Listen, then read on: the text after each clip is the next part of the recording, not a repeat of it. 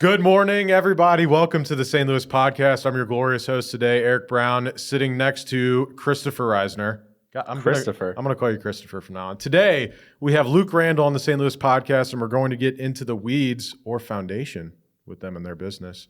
But before we do, you like that? This is the St. Louis podcast where each and every Friday at 7 a.m. Central Standard Time, we drop an episode on all major podcasting, audio, and video platforms where we meet with the most badass people and creators to talk about business, entrepreneurship, and current events.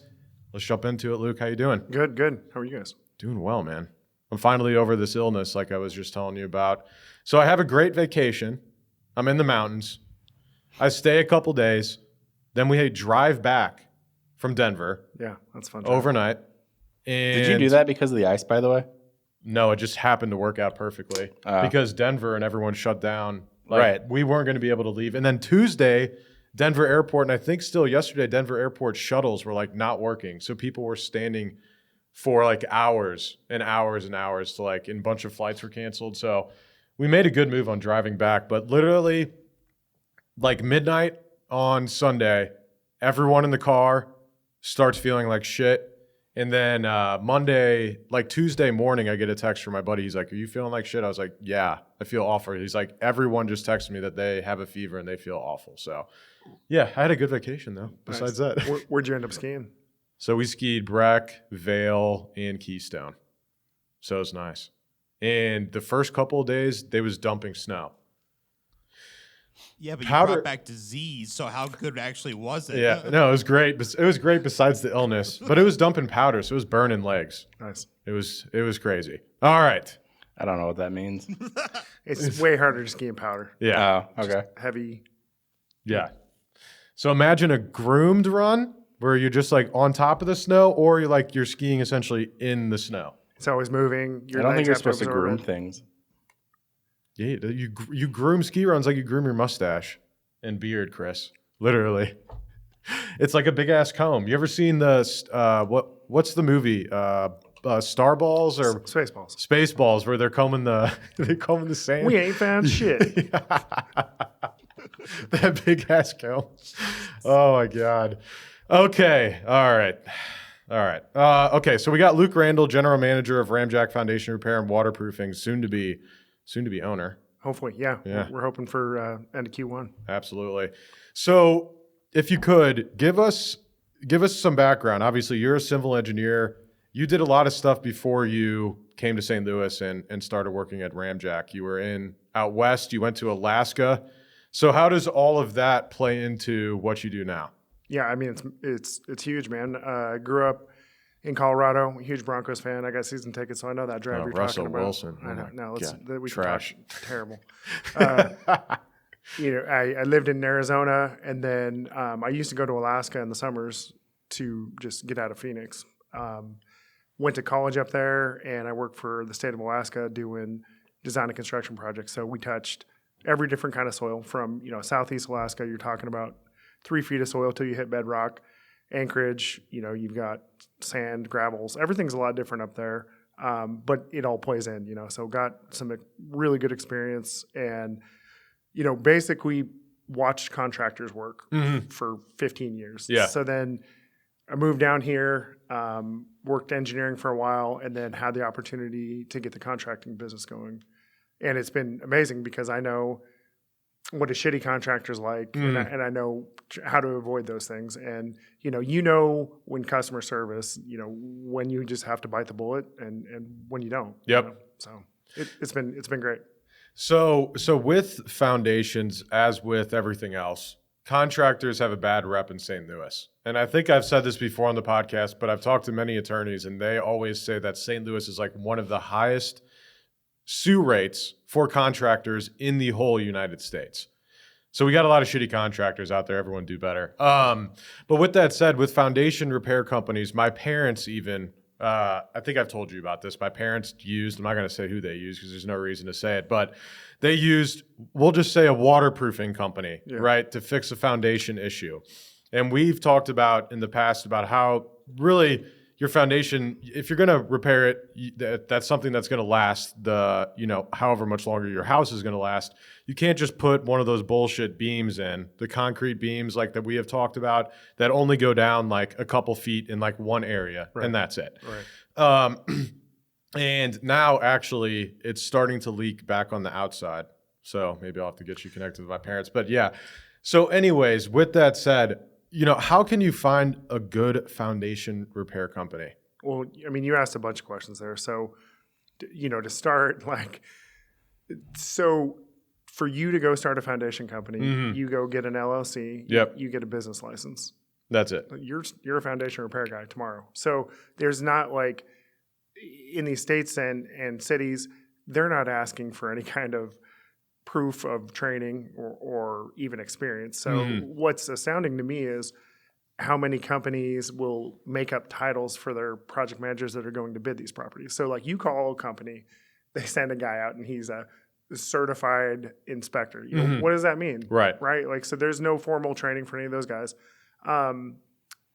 It's just a crapshoot. So I think the same thing goes on with all contractors. Yep. In reality, I mean, you see it on Deals Gone Bad every day, right? Like a guy put up a fence with finish nails. Yep. I saw that post. Yeah, and you're just like this is basic information that a Google would square away as a contractor. Like, how do I put up a fence? You use this sort of, if it's treated wood, you use this sort of a fastener so you don't have an issue. Yep. Anyway, so when it comes to foundation repair, it's a very niche kind of thing, and it's unbelievable to me how many guys will use false information like, hey, we're going to put a concrete pier underneath this building and it's going to work. Like, it doesn't work long term. Might work for 5 years. You feel good. You sell your house and you move on. The other thing that's interesting in our industry is warranties. Like, so you could start the same company that we're talking about, right? You go out and sell it and you're saying, we're going to offer transferable life of the structure warranties. And everybody on the other end feels cozy about that. But the minute you go out of business, so does the warranty. So there's a lot of things that happen in our industry that are very. What if you start a new company? You close down one LLC, you start another LLC. That warranty is done. Yeah, done. And I mean, you've got to face those people somewhere. Maybe they can chase you down in court civilly. Maybe they can't. I mean, so yeah, you have to be really careful. So, what we've got going on is a little bit different. Is we've got a national company behind us, so we're not just any company. Ramjack. If Ramjack St. Louis goes out of business, Ramjack Corporate is going to support any of that steel. If you got to make sure you go sign up for a warranty trust. There's a step, but it's not like who can't click a few buttons. Yeah, some people can. Some people can. Yeah. But anyway, yeah, it's contracting in general. You guys know. I mean, you see it every day. I know in roofing they get a lot of like companies that come in, hit a bunch of properties, and then they leave. Right, storm chasers. Does that happen? Yeah, exactly. Yeah. Is that happening with foundation repair? Is that happening with other industries? Is that part of why we're having such a high sue rate? Well, what you see, so what's different in like... There's no licensing in Missouri for like anything, which is... Yeah. So there's different Shout out categories, Missouri. right? Yeah. Like, so somebody gets water in their basement, okay? They've got a crack in their foundation wall. So it's a very low entry point to get in and inject a crack. Like, you could go to a store in town and buy the gun, buy the materials, and you could be injecting cracks like later. I could teach you in My brother 3 did hours. it for my grandparents. Right. So that's fine. Like anybody can inject a crack. The question is, why is the crack there and what's going to happen? So, we struggle a little bit based on our clients on what they want. So if you're in a real estate deal and somebody says, no, we just want to inject the crack, great. But generally that's not our customer. Our customer. That's not a fix though, is it? It could or couldn't be, right? Okay. So if the foundation's done moving, if all the other environmental elements are fixed that made that foundation move in the first place, potentially. And sometimes, you just have to communicate that. But, the guys that are injecting cracks and then suddenly they run out of work because all the cracks are injected, then they become all these other specialties because they just have to add to their business. So, our goal is never to come in and just inject the crack. I mean, we can, but let's evaluate why the crack is here. Let's fix the source of those problems. Gotcha. Yeah, but Chris, you asked a question. Why is the sue rate so high? I don't know. In St. Louis, Maybe we have more lawyers per capita in St. Louis. We do have a lot of lawyers. We do have a lot of lawyers. Yeah, no doubt. So, okay, so let's say, how do you know when you have a foundation issue? In St. Louis, it seems like it's fairly obvious. You get water in your basement, one of your walls are leaking, X, Y, and Z. Yeah. I mean, so if your walls are finished, obviously you walk into your basement, your carpet's wet, you're like, okay, something's wrong. Yeah. So, that's your first sign is water typically. If you can see your walls from the inside or the outside and you see a crack, it's something that we can figure out pretty fast if it's normal, if it's structural issue, if it's something we can monitor, if it's something that we need to fix. We do free evaluations on everything. I mean, the only thing that we struggle with is real estate deals for buyers, right? Like getting out there within their periods and Sure. and doing free estimates and all that. I mean, that bogs us down sometimes, but other than that, we're free all the time. Gotcha. And if it's something that we don't feel great about, I mean, I'm never going to have an issue with that. Most of my estimators aren't, but we'll always say like, look, if you're most of the time we come out and we're not always the first one in the door. So they've had 6 estimates. Yep. And everyone's saying different things. At that point we say, hey, here's 3 engineers, call these different structural engineers, get their opinion, and they may disagree. But anyway, like at least at that point, if you're serious about solving your problem, I'm not going to come in and say, hey, we're always right. Like we're always open to saying, look into this, do your homework. Sure. Yeah. Do most other foundation repair companies have engineers on staff? I think some have some, on staff, meaning somewhere, but I think in the day-to-day, not a lot. And there might be people that, had formal engineering training, like they went to and got a 4-year degree, but they may not be professional engineers. Sure. They may not be licensed to actually, design or do those things. Doesn't it make sense that it should go through someone like that at some point through the process, potentially? I mean, I'm biased because I'm an engineer. Sure. Like, of course, I'm going to say that. But, Sure. I mean, how else would you know? Yeah, you said it. I mean, yes, there should be a requirement if you're making structural recommendations on any structure that you have some sort of a formal training or education involving that. Yeah, if you're adding on to a home, you need plans and specs that have been stamped by an engineer. 100%. Yeah. Most of the cities now this is how you get around it. I mean, most of the cities require a permit stamped by an engineer. So we do a lot of that in-house just because we can. Sure. Most of these companies are sending it to an engineer to stamp their plans, right? But those are still not being developed by those engineers. The engineers are just reviewing their work and saying, looks good. Sure. I mean, there's a process for that. Gotcha.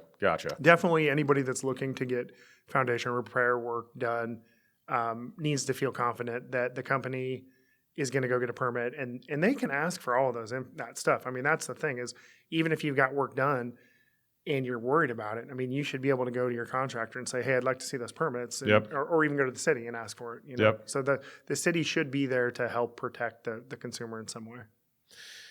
It just seems like a lot of the time, especially maybe not so much with foundation repair, but especially other industries, like you said, that deal's gone bad thing. I looked at that post and I looked at who they used. This person had like a Facebook page with like 1 review. Couldn't find them on Google.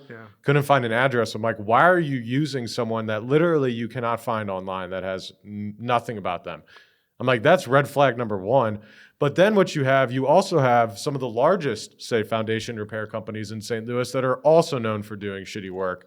But you can look them up and they have, pretty good reviews. So you wouldn't know unless you can have word of mouth through them to not use them. Well, you can bury bad reviews, right? Yep. And if you're a big enough company with enough money and you're making so much money on every customer, you can afford to make that customer go away too. I mean, that's the problem is some of these companies have massive business backgrounds. Like if you look up the biggest foundation company in St. Louis right now, if you look up their founders and CEOs, incredible business people, incredible. Are they great foundation repair people? Probably not. Well, it's funny you say that. I was just listening to the plug door thing about the Boeing plane. Did you hear about this? Yeah, it was an Alaska Airlines flight. So that's my jam. Yeah. So first of all, fuck Alaska Airlines. So if they actually had a plane crash in like 2000, and if you look back at it, it's all corporate greed. But of course, now Alaska Airlines is blaming Boeing. And it's interesting though, because we're talking about like the downfall of Boeing essentially was McDonnell Douglas in the late 90s when it turned from Boeing being ran by a bunch of engineers to being ran by a bunch of bean counters, essentially, a bunch of people just counting the money and not worrying about anything else. And I think that plays its hand into contracting business as well.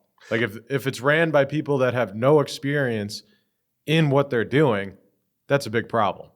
Yeah, and you would think like you've got these big organizations like the National Transportation Safety Board, like you would think that there would be checks and balances in place for things like airplanes, and there are, I'm sure, Yeah. right?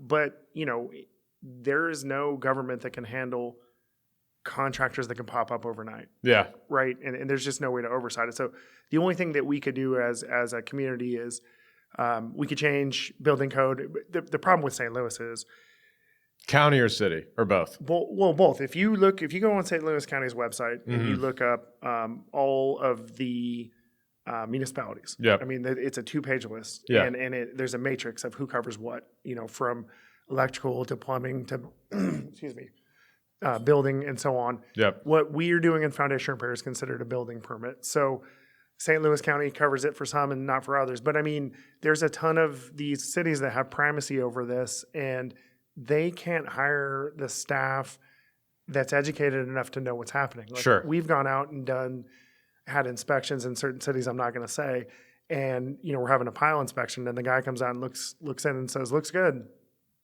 We said, "Yeah, so what'd you come out to look at today?" He's like, "Well, I'm doing a hole inspection, A whole inspection. Hole inspection." So this guy was he was the inspector for the holes for like maybe signs or something, and he was filling in for somebody else. How much money do you think that guy makes a year? Not enough. And that's the issue is all these cities are cash strapped. Yep. They've got to put these people in place to make these decisions, and even everybody's so busy. Even the guy that's at the top of that food chain may not have been the best. He could be an engineer. Maybe he was like the D team. I had those guys I went to school with that got degrees that I was embarrassed about. 100%. There's people that got their PEs I took the test with that I was embarrassed about, right? And I say to myself, like, this person has no, and we all know in our different respective industries that, the hacks that are out there. So Yep. yeah, it's just the nature of not enough talent. So I've always been curious why St. Louis County just doesn't get together and do it as one.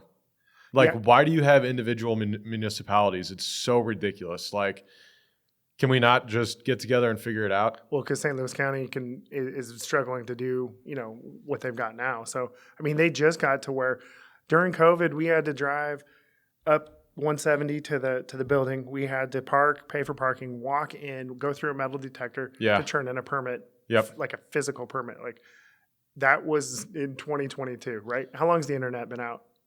This is another thing that blows my mind. Like, technology, like, where does all the money go? To not, like, why are we not like, that's insane. Right. Why were we not, why could I have a better permit process through like a small city government, like a Creve Corps or somebody where I can upload, upload my files, have reviews done within a day. It's all electronic. You get an email, kind of like what, VIA has done for businesses, right? Yeah. So same thing. It's just, the bigger you get, the more people have to make that decision at St. Louis County. I mean, I work for the state government in Alaska, dude. Like, there were days where I would look around and, it's just like, what am I doing here? Yeah. This is never going to get better, because it's all based on tenure, not talent. Yes. So city government, same way. Yeah. Yeah. Government bureaucracy. I don't know what we can do about that ever. No, I mean, so yes, the idea that one, if we had, one governing body for certain things, and then we were able to get them to adopt code that required certain things, then that'd be great, right? Like, why isn't there just a nationwide foundation, whatever? There is. So there's codes that govern, like when I do helical pile design, there's codes that govern that. So it's called AC 358. Okay. I'm not going to get into this, but there's acceptance criteria. So before 2007, you could make a helical pile in your garage. You could take a piece of pipe and you could weld it, and you could say, this pile supports 30,000 pounds. And you could go to Eric and you could sell that to him on his house, and he'd have no way of checking that. So what the engineers and the code community came together, and they made this acceptance criteria. So now we have to, as manufacturers, Ramjack goes in every year and they pay, for every single product that they want certified, they have to pay X amount of dollars. Say it's $80,000 a product. So Got it. they've got this cost, but they get this report called an ICC report. And basically, we have this report that says our piles will do all these things, and it's been certified by a third party. Gotcha. So there is that nationally. We use that on commercial, but I can't, and we send it out in all our proposals to our homeowners. But man, it'd be interesting to see how many of those homeowners actually dive into, a 30-page report about your products. So to be clear, I can't sell Eric any piles anymore. You could. Just not legally? No, it's legal. Oh, okay. They have to be AC certified. Eric, we'll talk after this. AC3, you'd have to design them and get them, ICC certified. So, there we go. If anybody is out there listening and they're thinking about getting foundation repair and they've got proposals on their desk, those are questions you can ask. How the products that you're going to use underneath your house. Like, if you say you called 10 customers or 10 companies in St. Louis and said, I need to fix the settlement issues on my house, and they're going to say, yeah, we're going to put piles or piers underneath these things. You'd be hard pressed for those companies to actually tell you what kind of product they're going to put underneath your house. So Ramjack is, we represent Ramjack. So basically, I'm a Ford dealer. I only sell Fords, right? Yep. So Ramjack, I deal directly with them. We get Ramjack steel. We know our product intimately. Where a lot of these people are buying it from whoever they can get it from, and so that. It's a crossover. They're going to a store and they're buying a product and they're installing it. We know the product. I am pretty sure that's what they did for my parents' house. They and then I think I told you they didn't put in the mesh or whatever in the concrete. Yeah, reinforcement. And then they went to Home Depot and put rebar in it or some shit. Yeah, and that's not to say there's certain products where we don't use Ramjack steel. Like if we're doing a concrete earth anchor to hold the wall back, we physically dig a trench and we reinforce it with steel and everything's local. Yeah. Right. So, we're sourcing that, but that's not, for the main stuff we're doing, if we're doing a helical tie back to tie a wall back, or if we're doing steel piles underneath a building, it's Ramjack. You probably don't want to go to Home Depot. Well, I guess you could. Yeah, reinforcement's reinforcement. Yeah. It's just interesting, some of these companies and how they do business, how they do work. Well, and there's good local companies. Like there's some smaller, mom and pop shops where I've got some guys that I know and trust in this community that aren't, big companies and they do good work. The issue is, it's hard to find them because they're busy. Yeah. Right. And they're not getting the first call every time because they're not spending $35,000 a month on advertising on TV and radio. And, they're not the water cooler like, oh, you're having foundation issues, call these guys. That's the first name that pops in your head. Yeah. That's the hard part about being fairly new in this industry is not having that branding. Sure. So we've talked about this, I think, before. We don't have to use the business name, but the guy that was out in St. Charles had a big company, left, just straight up picked up his bags and left. Now, I know he was in business for a long time, so if any of those people now or in the future have an issue, they're shit out of luck. Maybe, so we've gone out and actually supported some of those warranties. Okay. This person used this product. I know my competition well enough to know, okay, well, we can go test it, so maybe not. If those people were in that situation where, the company goes out of business and they're no longer there, help could be, it may just be a matter of we look at it and we can monitor it and say it is or isn't moving, right? Sure. I've written, I've got an engineering company on the side. I don't do major things, but I've gone out and looked at things and written reports saying, this is what I see. I can't tell you what it's going to do in the future, but at this current time, these are within standards that we would, industry standards of acceptability. Sure. What about soil stabilization instead of foundation repair? So the issue, there's some cool products out there. So we use polyurethane foam. And it's there's different 1-part, 2-part foams. Sure. So we can put a 2-part foam underneath concrete, and when it reacts, it's just like spray foam. It's going to lift. It's made for geotechnical applications. Soil stabilization works in sand and gravel. So when you have different kinds of soils, you have different porosity, right? So obviously, if you guys go break up a bunch of concrete and lay it in a pile, there's a ton of voids. Yeah. Right? Yep. That's going to hold a lot. Clay is what we primarily have here in St. Louis, and clay doesn't have a lot of voids. It's very cohesive, and it doesn't accept water very well, right? Got it. That's why Okay. you can like take a landfill and build it, and you line it with clay so that all that leachate and stuff doesn't seep down into the water supply. Okay. So we have the same soil conditions here. It's highly expansive clay. As it dries, it shrinks.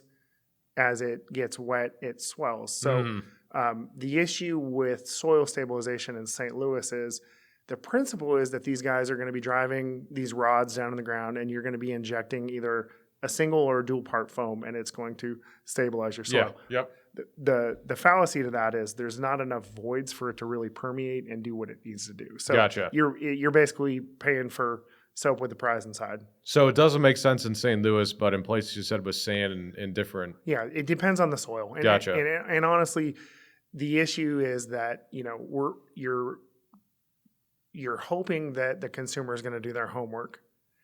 But the reality is a lot of these companies they're very good at sales. Yeah. And they're going to come in and sell you the highest margin product that's going to make you feel good. And there's no way to really, the interesting about soil stabilization is right now there's no way to even proof it afterwards, right? Like when we run a pile underneath a house, Yeah.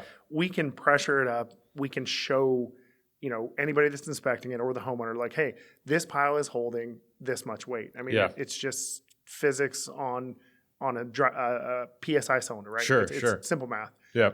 The soil stabilization, as far as like a deep foundation fix, isn't really proven yet. It's still there's not a good way to proof it, QC it, QA. Got it.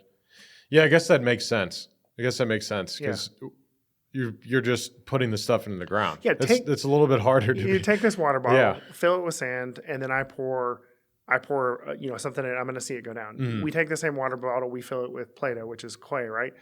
Water is not going to pour in, it's going to pour out. Yeah. So, you think about trying to physically inject a rod and inject a compound into the soil. It's an impossibility in clay. Interesting. Okay. So with concrete leveling, versus, obviously you have foundation issues. Where does concrete leveling kind of come into play? Is it with the slab itself of, say, like, the garage of your home, or is it just driveways, exterior patios, things like that? So the foam we use and a lot of companies use now, and I mean, so this is poly jacking, mud jacking. Mhm. They're synonymous, right? So Why is it mud jacking? mud jacking is the old process of you drill like a 2-inch hole and you would basically inject a concrete slurry. So instead Gotcha. of using like concrete is a mix of Portland Yep. and then an aggregate and then Mhm. water, right? Mhm. So they would use like sand aggregate and they're pumping as much of this underneath as they can to Okay. try to physically get it up. So now, instead of a 2-inch hole and a bunch of guys and a concrete truck and, making gigantic holes, and you guys will see that if you walk around a concrete, you'll see big holes and it's old mud jacking. So just older technology. It still has its place. If you have massive voids, it's going to be cheaper, Gotcha. right? If you have a swimming pool, it's going to be cheaper to fill it with that than it is foam. Foam's just more expensive. Sure. But for the most part, if you've got a void underneath a basement floor, any piece of concrete that has a hollow void underneath it, you can fill that with foam. And you can either fill it to support it, which would be, places, strategic grid of foam, Mhm. or you can try to lift it. And so the lifting process is the foam goes down underneath this concrete and it expands, and either it pushes the soil down and fills the void or it comes up. So either the concrete lifts or it doesn't. Yeah. And there's different ways, you can get more dense foam, less dense foam, all that. So, if the concrete's in good shape, if a driveway's in good shape, it's not super cracked up, and all that's happened is it's dropped between the garage and the driveway, it's probably a good candidate. If your sidewalks have just dropped and there's a trip hazard, it's probably a good candidate for it. If the concrete's super cracked up, you might need to replace it.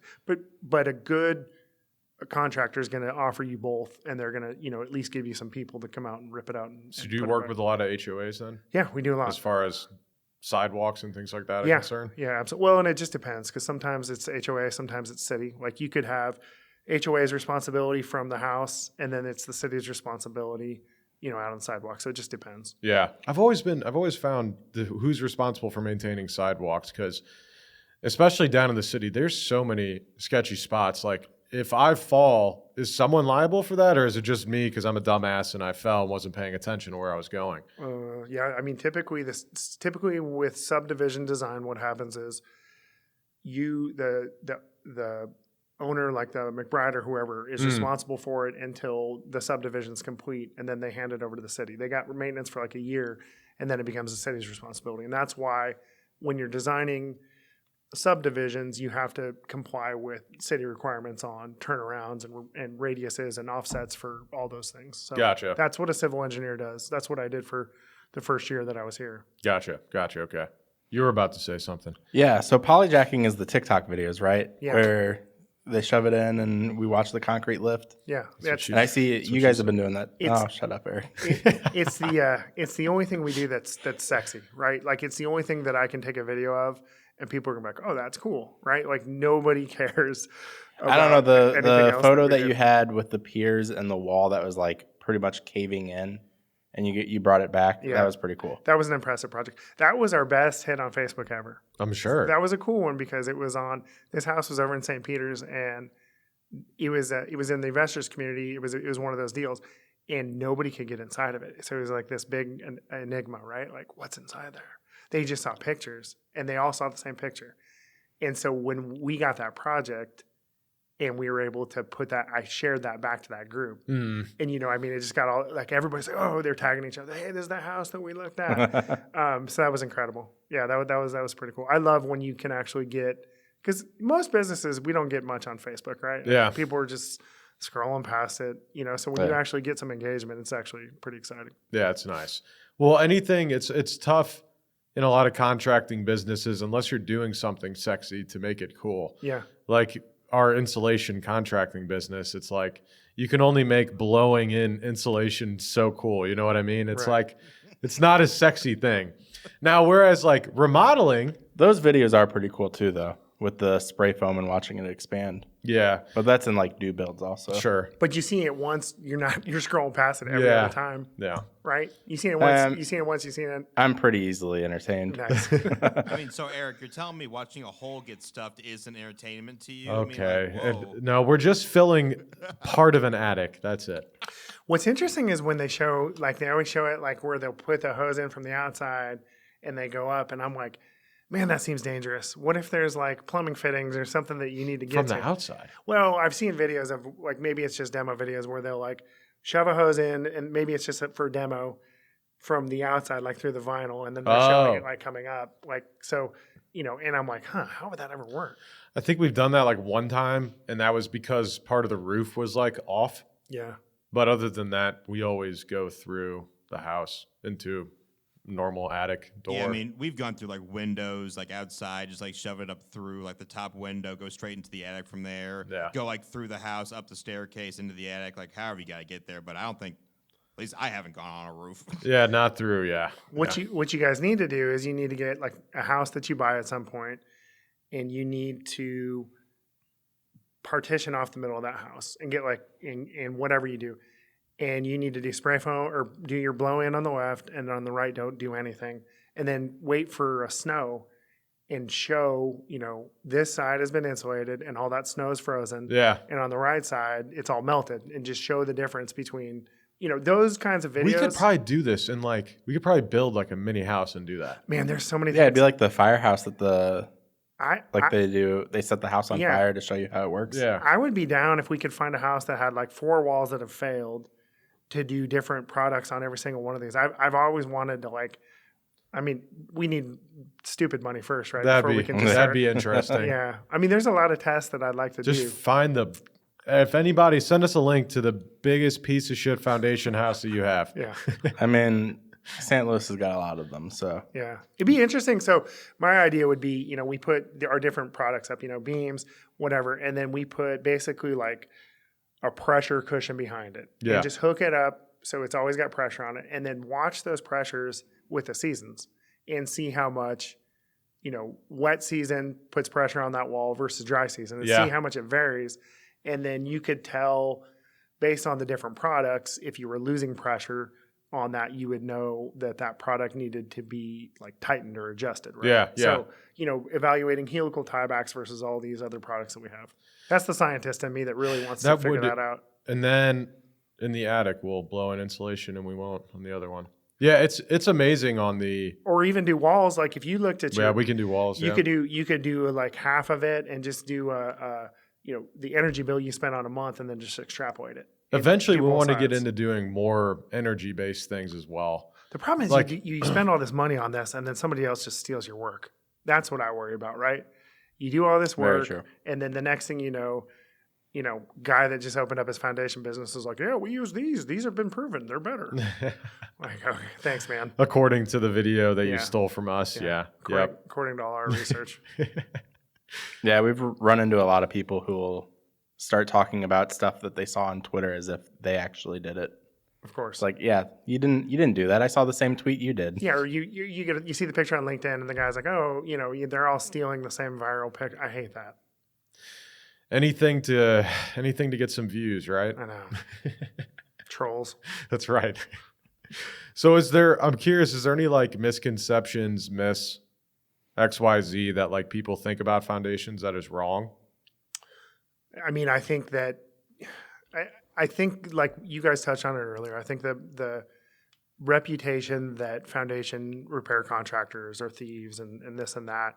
You get the guys that pour foundations. The only way to fix that is to pour a brand new one. That's not true always, and it's always a budget thing. But I think misconception would just be that this industry is full of thieves. I think there's a handful of good guys. I think that now there's enough information out there that if you get fleeced, I would say it's probably your own fault. Sure. You didn't vet things correctly, or you were just in a hurry and you didn't have time. But I mean, all of us struggle with that, right? Yeah. Well, especially with a foundation, it's an important part of your house. It's not something you really want to be fucking around with in terms of like cost, like saving a couple $1,000s on your foundation in the long run seems like a ridiculous proposition. Yeah, you got two things on your house that have to get fixed, right? The shell, like your siding and your roof. You don't want water getting in. Yep. You got to make sure it's insulated, and then what everything's sitting on. Yeah, 100%. And I think it's never sexy to spend $30,000 on your foundation. You'd much rather, put a brand new kitchen in or remodel, but sometimes you don't have a choice. And it doesn't make sense for anybody down the run to do it cheap to begin with. Right. How does a consumer that doesn't know anything about foundation repair or anything find a good company outside of just like the usual reviews? Because like we talked about, big companies are able to bury bad reviews. So how are they able to actually tell who knows what they're doing and what they're talking about? CaseNet's good. Yeah. That's a good one. Yeah, go to CaseNet for Missouri. Look up how many times they've been sued. Yeah, but like you said, you can shut that company down and start up. I mean, that's a tough You can also look at the owner's name, though. They can't wipe that.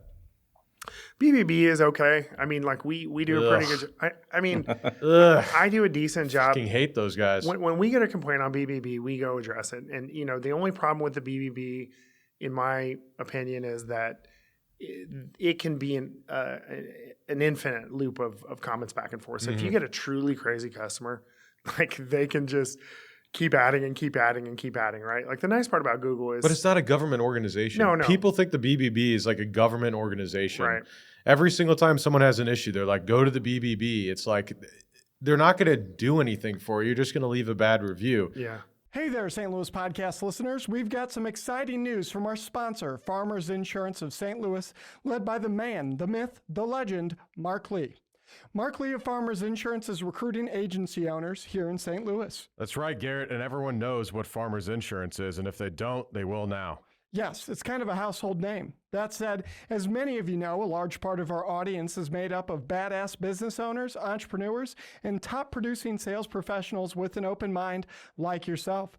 Farmers Insurance is currently searching for driven individuals who aspire to own their own business or already own their own business and want to add another income stream to join the Farmers Insurance brand and own their own insurance agency. This is a stellar opportunity to build your own insurance agency from scratch, take over an existing agency, Or if you're just a slow roller, we know you, the guys out there and ladies, get paid to train under an existing successful agency owner before starting your own.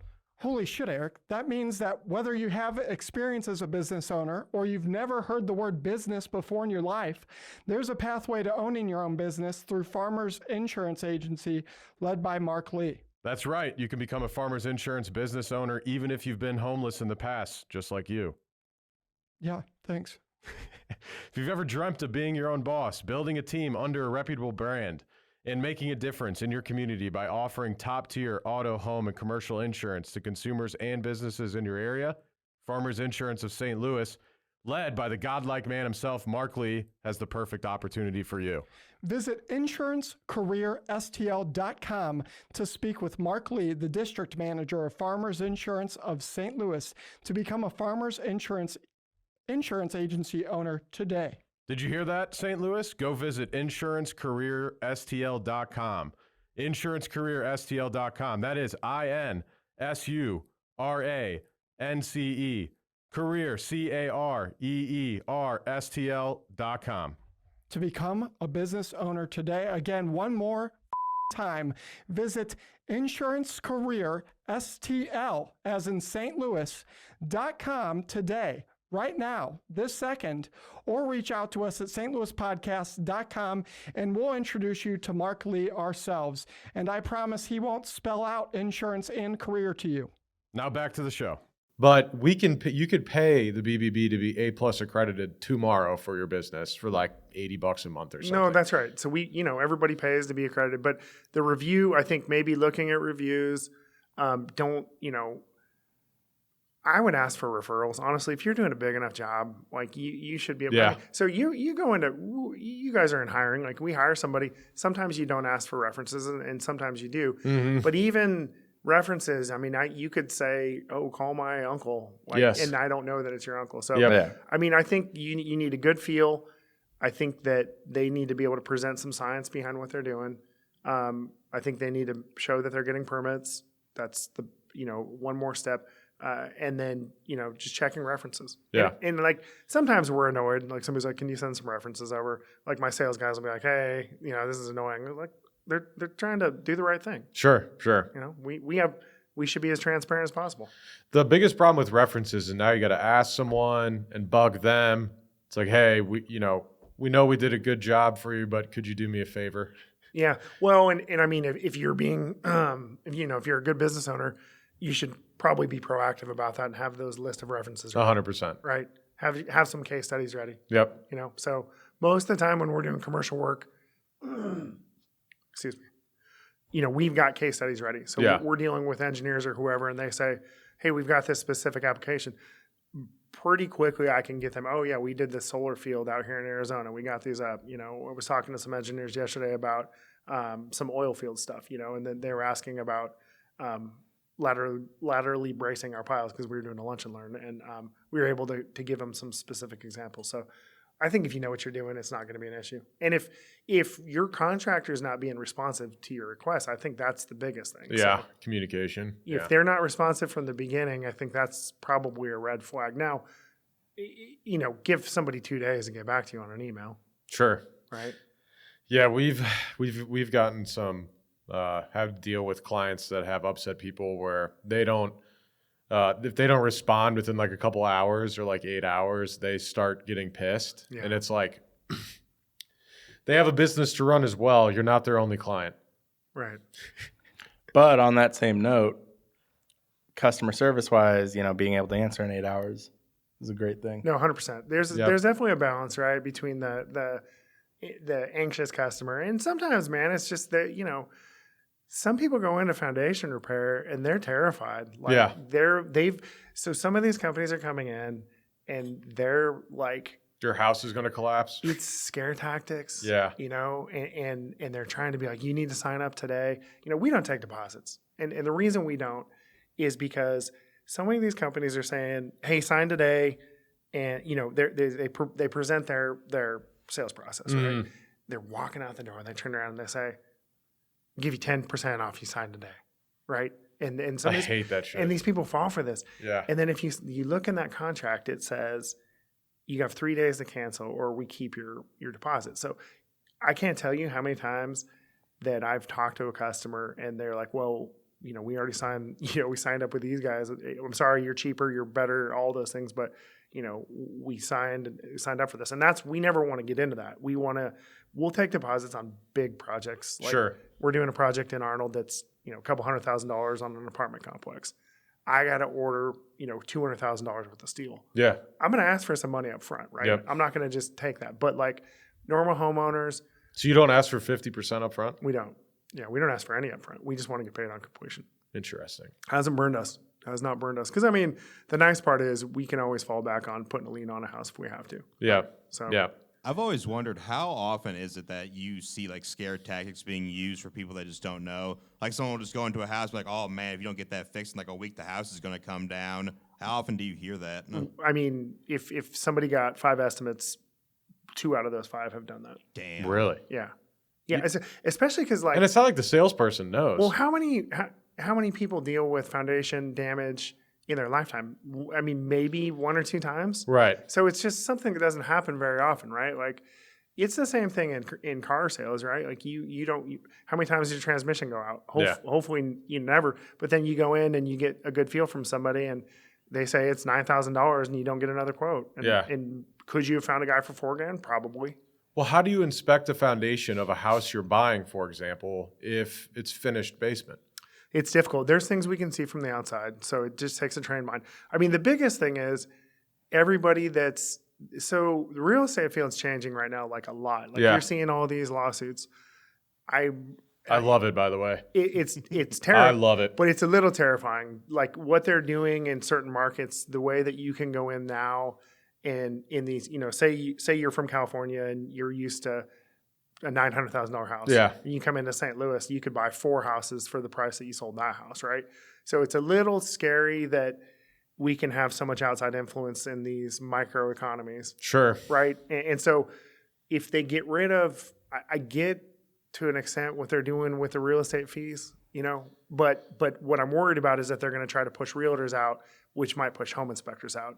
And then it's just going to be the complete even Wild worse. West. Because the nice part about most realtors have an ASHI inspector in their hip pocket, and they say, "Hey, you're going to call this guy. He's going to come do a good job for you. Because he represents me." So, and then if that inspector doesn't know, then they're going to say, "Hey, we recommend you go here and here and here." So, that's what's scary in the home buying process. And you guys know, like there's times when it's such an auction that you get pressured into just buying.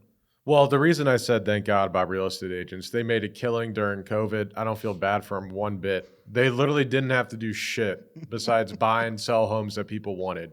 Cry me a river. I never feel bad for real estate agents. Sorry, real estate agents. So the selling agent is one thing, man. It's the buying agent. Like if you've ever had a client and you're representing them on the buying side and you've looked at like 30 properties with them. Like those people put their time in. So I think it's easy to look at it like from the outside and say, oh, the guys that are selling houses made a ton of money because it went fast. But like it's not always been that way. And I think real estate too, they need to regulate that harder. It needs to be harder to become a real estate agent. You shouldn't just be able to pop up overnight and do that. Apparently the test is easy. I literally want to go take it just to get it. Just to be like, oh, I'm a real estate agent. I know a ton of realtors that work their asses off, dude, and they're great and they represent their clients. I'm not talking about all realtors. I get it. No, I know that it's so easy to take punches at that industry just because it seems like, okay, you put some paperwork together. And I think there's easy sales and I think there's like super hard sales. So I think it all balances out, right? Yeah. Yeah.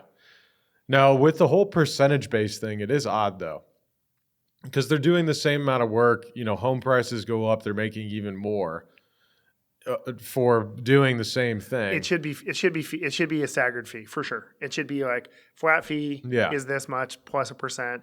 But then, because then you see all the realtors that are just like flaunting their $1 million houses and you're like, you're going to make $30,000 for selling that house? Yeah. That's insane. I know. That's what I'm saying. Yeah. It doesn't make any sense. No, I mean the max, but you can negotiate that. Like if you're selling $1 million house, you can tell that realtor. Like, 6%, there's no way. The problem is most people buy one or two houses in their life, right? No, 100%. So, you go into it, you're 28, 29, you're married, you got a baby on the way, like maybe your parents aren't connected, like you just don't know that you could say like you can negotiate that fee. Yeah. It's just a contract. But I mean, most people don't. With us, people ask us all the time, is this price negotiable? And we're not the people that ramp up our price. We just try to give the best price every time. Yeah. But if like somebody's like willing to dig the hole, we're going to give them a discount, right? So we don't really negotiate a ton of price. We negotiate scope. Sure. Makes sense. I feel like that's happened more and more recently, though, where people just don't know that everything's negotiable almost. You don't have to take a price. You just say, thank you for your time. We'll go with something else. You don't have to be pressured into doing whatever in that moment. Go somewhere else. Yeah. But it's gotten worse. The problem with homeowners is, though, is just like they're inundated with so much shit. So if they're getting a foundation, it's like a big thing. You talk to a couple companies, and really, if no one referred you and you don't know any of them, it's hard to make that decision. That's right. Especially when it's 10, 20. Well, and look, It's thousands on thousands of dollars. look at us before we found you. Like Yeah. if you search foundation repair and you were in Wentzville, you might have had to search, and say we didn't have a budget for PPC, you might not have found me till 4th or 5th page, right? So they just don't know, right? So you're trusting Google to put these people in front of you. And that's the other thing, right? Like the current processes of advertising, like where do we go to search? Google, maybe Bing. Yeah. So, I mean, we're basically forced into this auction. 100%. Right. So that's the other thing is like when you're asking like how do you find this, like you got to do some homework. Yeah. Right.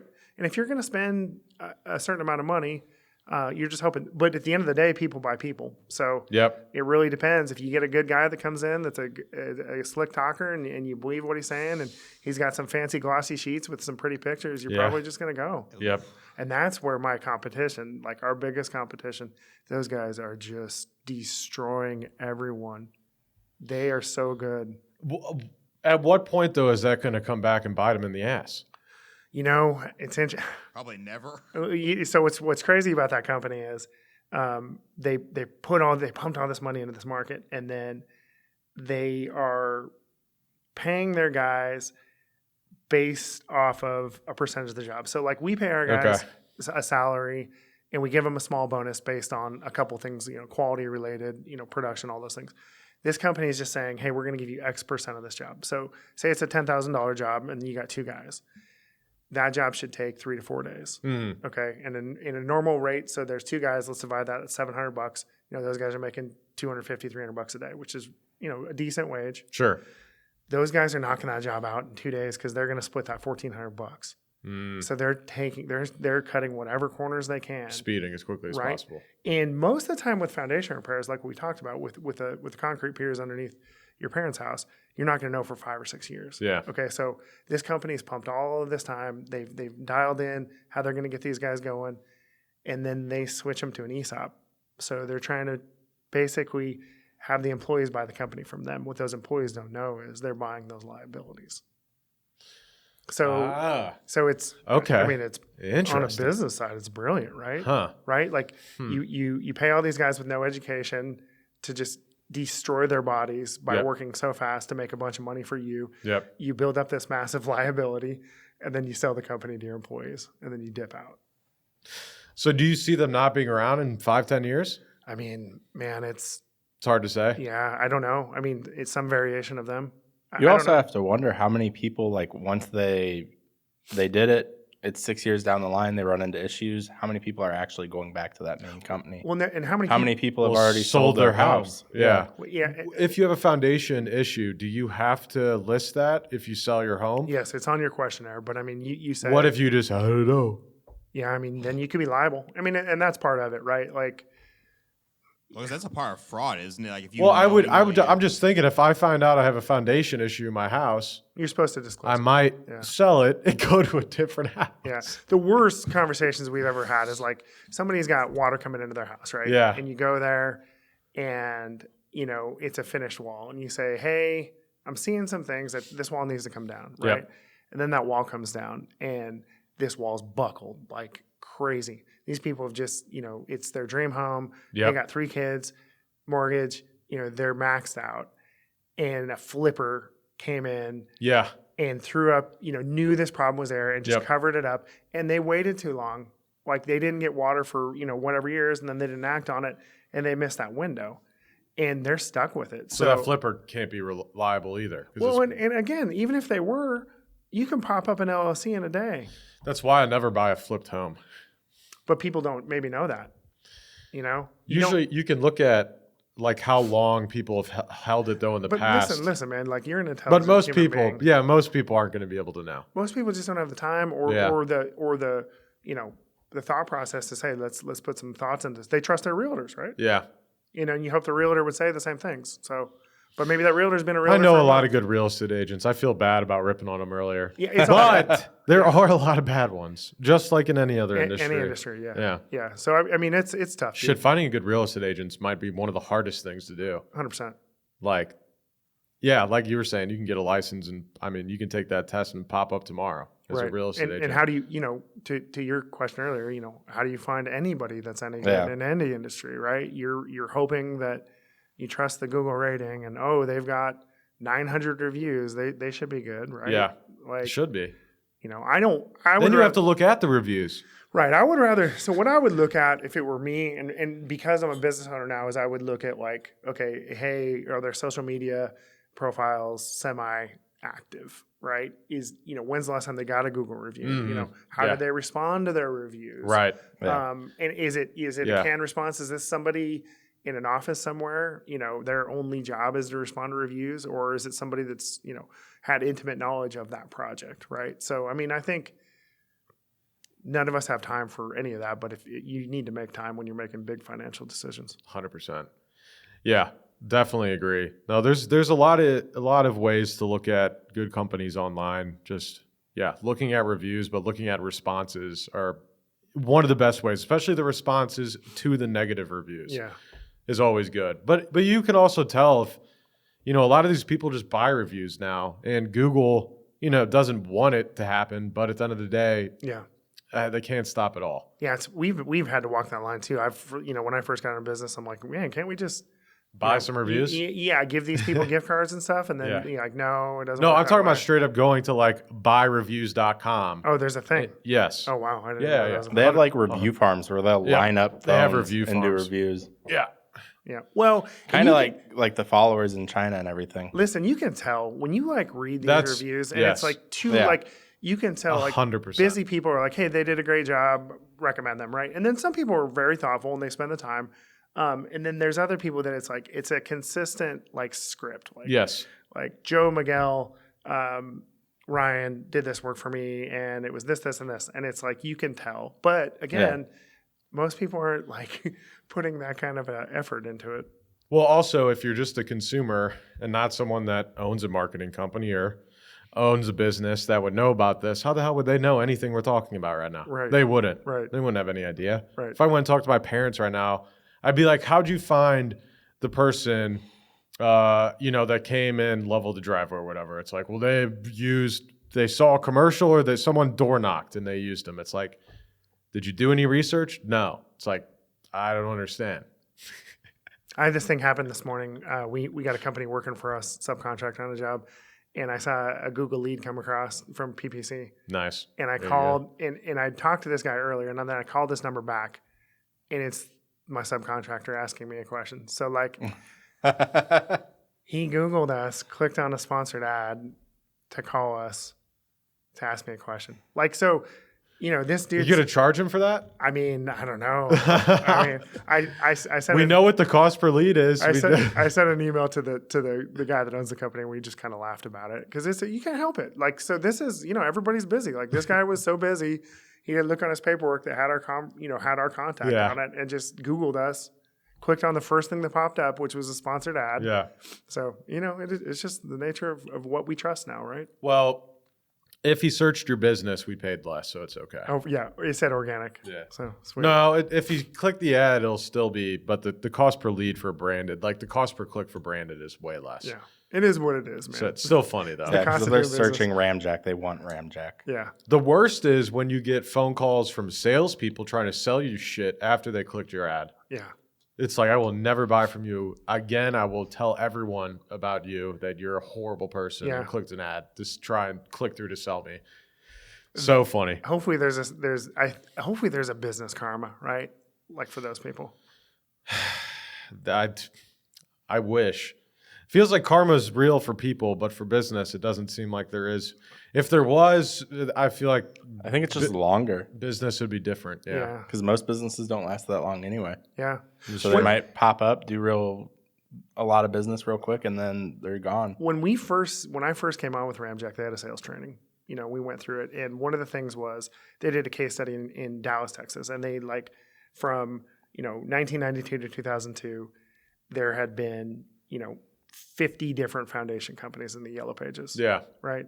Kids these days don't know what the Yellow Pages are. AAA Foundation Repair. Right. and the average Yeah. age of a foundation company was 5 years because it's exactly this. They pop up, they do a bunch of shitty work, all their warranties come back to haunt them, and they close up. So, 5 years is really where it starts hitting, right? So the biggest difference for us is we have to do, we've got these lifetime warranties. I plan on being in St. Louis until my kids are grown. So, Yeah. I got to be here. So the way we've gone about this is, guys, we can't take these risks because these warranties will eat us up. Yep. We just have to do it right. And sometimes, we lose money on jobs. It just is what it is, right? You win some, you lose some. Yep. All right. Anything else about foundation, Chris? You got? No, You got anything that you want to know us about? You want us to know, Luke, that we didn't ask about foundation repair? No, you guys did a great job. It's a pretty dry conversation. I don't know that you're going to get a lot of people interested in what we talked about today. Well, I think it's still a lot of fun talking about. homeowners I like need talking to about know business. this shit, and anyone that's going to own a home needs to know it. Yeah, I guess the takeaway to me is you do want someone with a technical background dealing with reinforced concrete design. That's realistically what we're dealing with. So stone foundations, block foundations, all these things. I would just make sure that the person that's touching it isn't just somebody that's been, been through like a 2-day boot camp on how to sell foundation repair, right? And even the guys that are owning these businesses that are waterproofers that pretend to know, I think you can still ask them for some of those, kind of formal trainings have you had? Do you have any kind of, you could tell, I could Well, come you in- said that some of these guys believe in quack science, right? For sure. So the idea with a concrete pier, this is one of the ones that exists in our market that blows my mind. And there's different, every pier is a little bit different, right? So there are companies that are coming in, they're going underneath your foundation and they're basically pushing in these Lego blocks with a single cylinder. So Yes. they push a Lego block in with a cylinder, then they release the cylinder and push another one. And they just go until, it doesn't go anymore. It's a terrible system. Sure. It doesn't have a good ICC report. You can look all those up. So every method that these contractors are using, they should be able to disclose to you, and you should be able to independently verify it through a third-party test like the ICC. So if they don't provide that, do not use them. Yeah. That's it. If they can't close the loop on their products and why you should use them, then don't use them. That makes sense. All right. So got some questions for you. If you weren't doing foundation repair, if you weren't a civil engineer, what would you be doing? Just probably pro football. Football? Pro football, yeah. Just be a football player.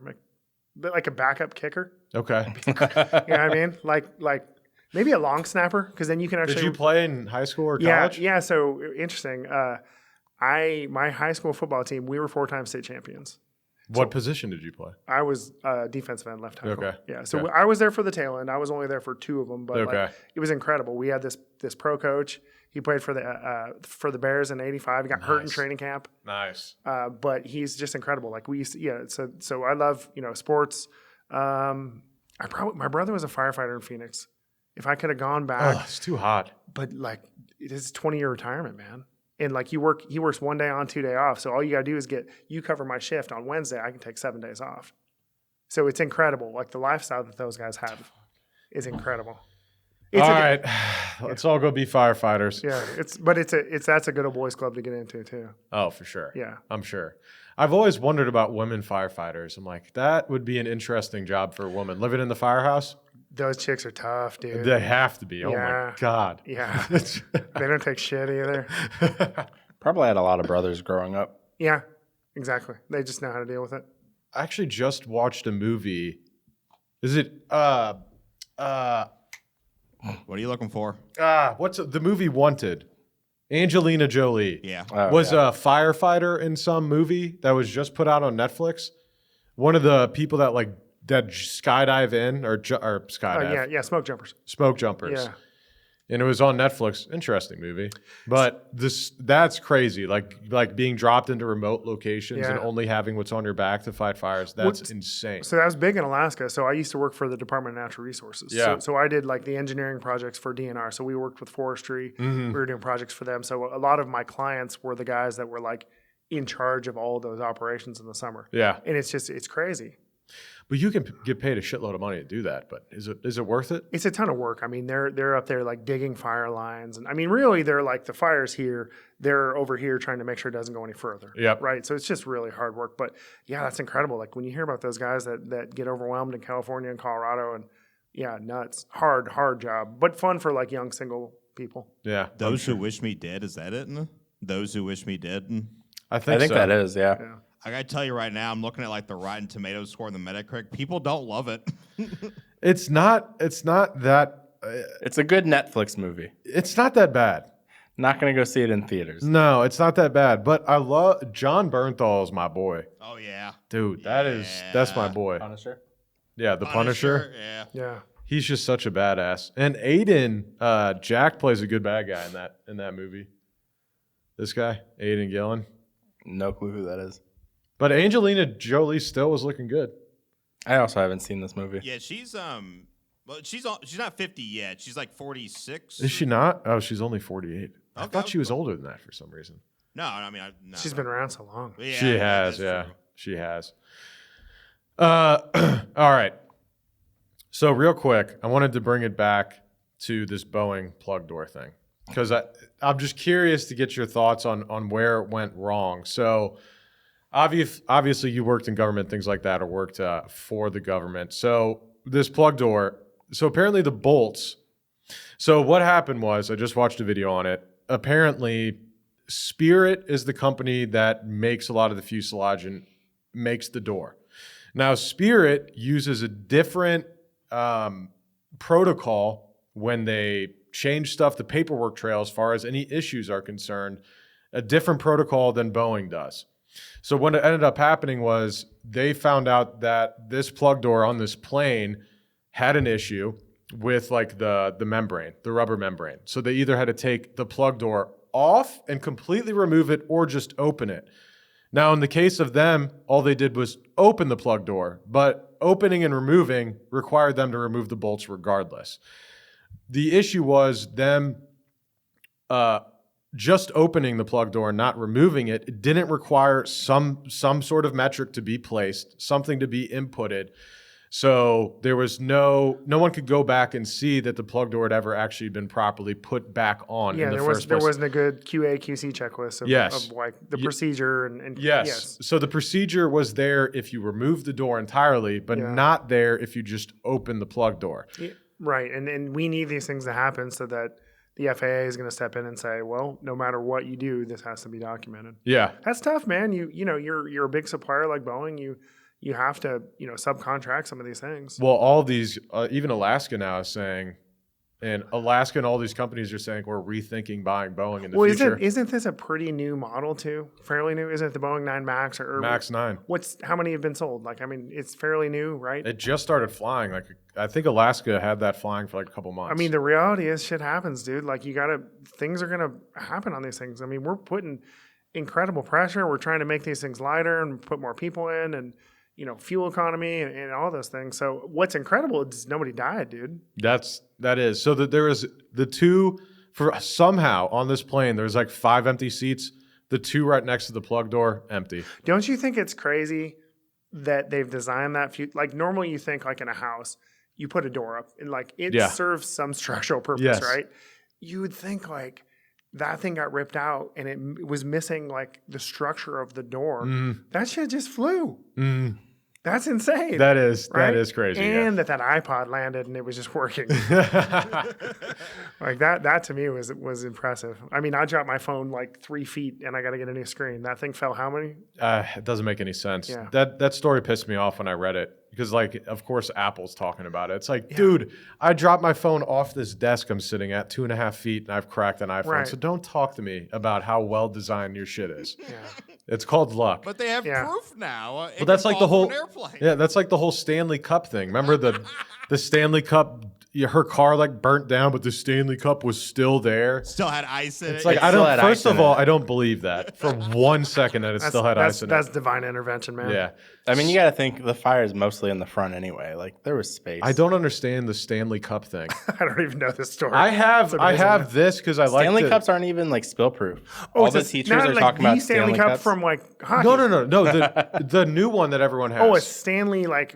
they the all water have bottles. them. Oh, you said Stanley Cup. I'm talking hockey. I know. No. I was like, when did this? Why No, was this in a car that burned down? No, Okay. the plastic cups, with the straws. Yes. All the chicks have them. There are people They're collect like the them. Yeti cups. Yes, I've just recently accidentally clicked on that article and learned about this. Yeah, so now Stanley is like releases cups and people sell them for hundreds of dollars, Right. like the limited edition. It's a I'm new like, Beanie Baby. Yeah. it's like it's a fucking water bottle. Yeah. Target What are has we- limits on how many Stanley Cups you can buy. What are we doing? So here's the. This is peak consumerism. And What let is me wrong just with say, America? This is the problem with. What is America. wrong with Yeah. America? This is If with you the are world. collecting Stanley bottle cups, I probably don't like you. Yeah. One of the Very first true. things I just Googled Stanley Cup, and there's literally a collection of 9 of them for $300 for sale. You Yeah. just buy What the the collection. Meanwhile, in Yemen, like people are living off of $2 a day. Yeah. Right. Yeah. Starving to death. Kids are starving to death. Okay, but for the record, Awala is by far the best brand for water bottles. What is So- it? Awala. OWALA. How do we know this? How do we know this? I'm just saying it's a great water bottle. I mean, Are you Much better than Stanley Are you Cup. sponsored by Awala? Hey, Awala, hit me Yeah, up. what? Where's the branding? We at? can make got this pretty work. good Awala, content here. if you're listening to this, and we know that you are, I don't we'd love have a it. sponsorship. So here's the thing, man. Like, how many of these bottles are made in the same place? Like, are they all making them in their own spots? Is the technology that difficult? No, all it is just an insulated water Yeah. bottle. So That's it. It's an inner and an outer hole that's been welded, right? Yeah. Yeah. The only reason I bought this one is because I lost my other one. Yeah. I only Okay, have but the one. reason the Awala is so great is because it has a straw and the hole to like chug. and it But doesn't leak. because, yes, No, I don't believe that. it's got the lid on top. Even this thing leaks. This guy's about to pull out a fucking wild water bottle. Yeah. That's a pretty sexy water bottle. I mean, how's it going to leak? Where's it going to leak from? Mine leaks because there's this air thing at the top, and that leaks through there. I want you guys to look at Discord real quick for me. But it's got Why the- is this cup $1,000? Did you post in Discord? Yeah, I did. Why is this cup $1,000? It's got the lid, How much are those? and it's fantastic. So do you got to plug? That's Like not 20 enough. bucks at Target. That's not enough water, though. They got a bigger one. you got to okay. plug the little hole to drink out of the big hole. That's what she said. No. I mean, yeah. Do you just go tongue in the little hole and go and just chug from the big hole? Oh my god. Why is that cup $1,000? Oh, it's for 24 of them, dude.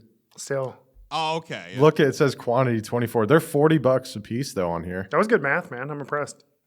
No, Or did it tell you? It literally, Oh, I was so proud of you. it literally says quantity I thought 24. you did quick math, man. I was happy. Hell no. I did it in my head. I just didn't want to be the geek.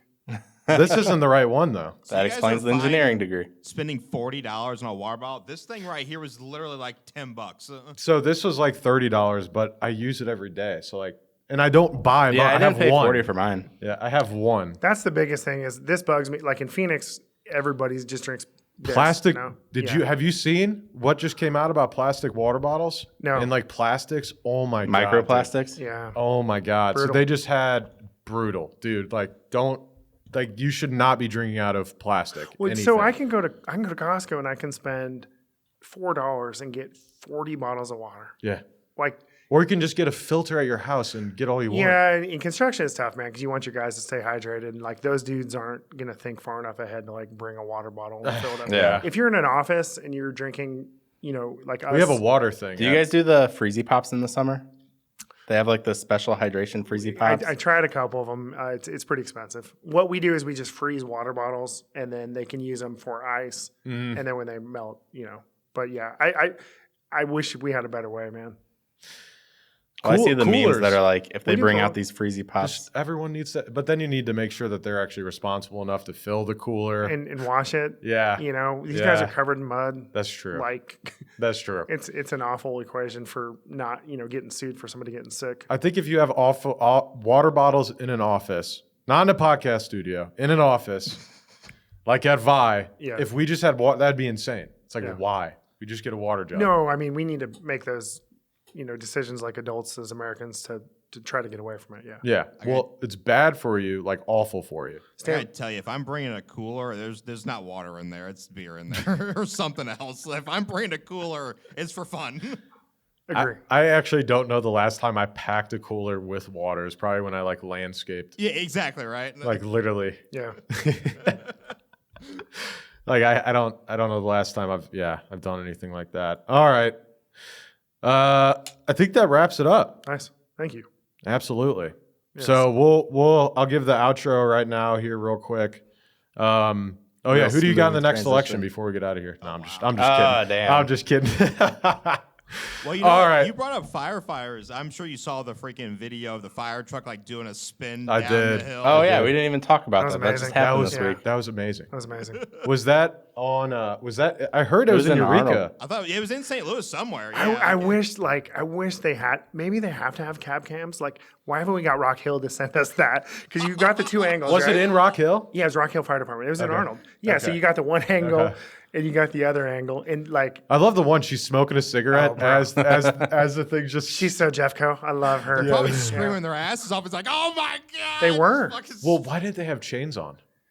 I don't think that most of Chains don't help with ice. yes, they do. they do. Oh, they do. They're just not equipped. Yes. Like so in It's the only reason. But you want whenever chains. it's in only Alaska, a we used to have tiny bit of ice. they had these little contraptions that spun with little chains underneath Mm. like the school buses. So every time the school bus dualies went around, they were on a chain. Yeah. All the FedEx trucks had them. We're just not geared up for that, man. But fire departments still have at least once. They have to. Well, it might have been like it was too short notice. Like they had to go out for an emergency. They didn't have 20 minutes to throw some Well, chains on. and Be that, prepared. that area is hard, man. Where's the Boy Scout motto? Be prepared. There's so many But different chains are really, really hard on the ground if there's not a lot of ice and snow. No, but there's like modern, like FedEx and those guys. They've got like these small ones. That, Yeah. that, Yeah, that you're are- still fine. Yes, that is a question that I'm sure that the fire chief is going to be asked. Yeah, 100%. Why? They're lucky that it didn't do more damage. I'm sure. Dude, It those could have fire, went through a fucking house. those fire trucks are like a couple $100,000 each. Yeah. Like I'm sure the repair bill on that's going to be significant. Oh yeah. And then who's paying for that? Everybody in the Rock Hill Fire District, Yep. right? So yes, now You guys are all paying more next year on your cars. Remember that. Yeah. Your property taxes going up. that car got smoked. I'm paying 11% property tax on my car value. yes.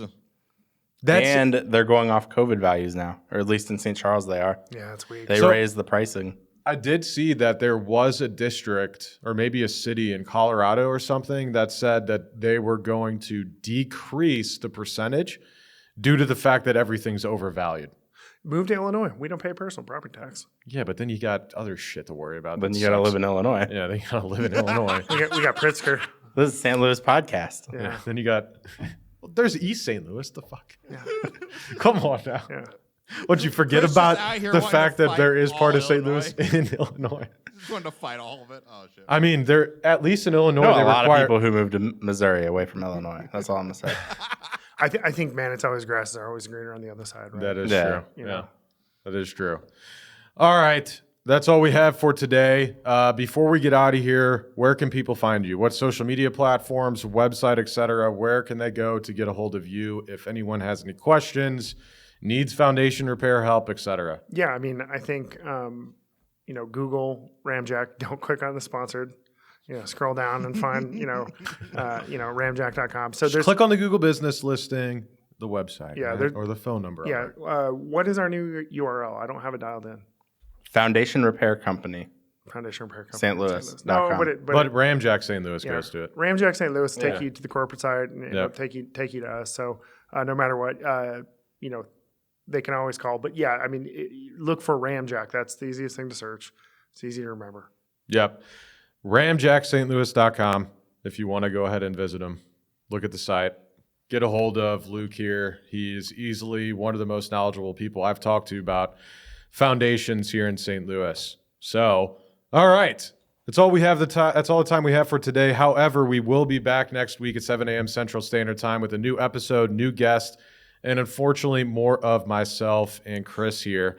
If you're watching live or later, we said something wrong, said something you hate. We've been more tame the past couple of weeks, really, since Christmas. I think we kind of went off the rails there. We've been reeling it back in. But leave a comment, like us, support us. If you don't like us, also leave a comment. Give us a down arrow, Tell your friends you hate this podcast. That way we can get some more people that hate watch. I don't care.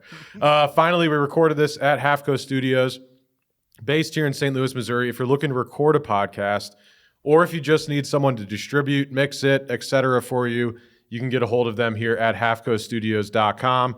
Again, pleasure speaking with you, Luke, and pleasure hosting this podcast for the people of St. Louis. We'll see everyone again next week. Thank you. Hey there, St. Louis podcast listeners. We've got some exciting news from our sponsor, Farmers Insurance of St. Louis, led by the man, the myth, the legend, Mark Lee.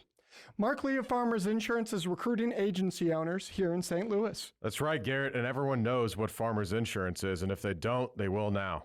Yes, it's kind of a household name. That said, as many of you know, a large part of our audience is made up of badass business owners, entrepreneurs, and top producing sales professionals with an open mind like yourself. Farmers Insurance is currently searching for driven individuals who aspire to own their own business or already own their own business and want to add another income stream to join the Farmers Insurance brand and own their own insurance agency. This is a stellar opportunity to build your own insurance agency from scratch, take over an existing agency, or if you're just a slow roller, we know you the guys out there and ladies, get paid to train under an existing successful agency owner before starting your own. Holy shit, Eric. That means that whether you have experience as a business owner or you've never heard the word business before in your life, there's a pathway to owning your own business through Farmers Insurance Agency led by Mark Lee. That's right. You can become a Farmers Insurance business owner even if you've been homeless in the past, just like you. Yeah, thanks. If you've ever dreamt of being your own boss, building a team under a reputable brand, and making a difference in your community by offering top-tier auto, home, and commercial insurance to consumers and businesses in your area, Farmers Insurance of St. Louis, led by the godlike man himself, Mark Lee, has the perfect opportunity for you. Visit insurancecareerstl.com to speak with Mark Lee, the district manager of Farmers Insurance of St. Louis, to become a Farmers Insurance agency owner today. Did you hear that, St. Louis? Go visit insurancecareerstl.com. Insurancecareerstl.com. That is INSURANCE, career, CAREERSTL.com. To become a business owner today, again, one more time, visit insurancecareerstl, as in St. Louis.com today. Right now, this second, or reach out to us at stlouispodcast.com and we'll introduce you to Mark Lee ourselves. And I promise he won't spell out insurance and career to you.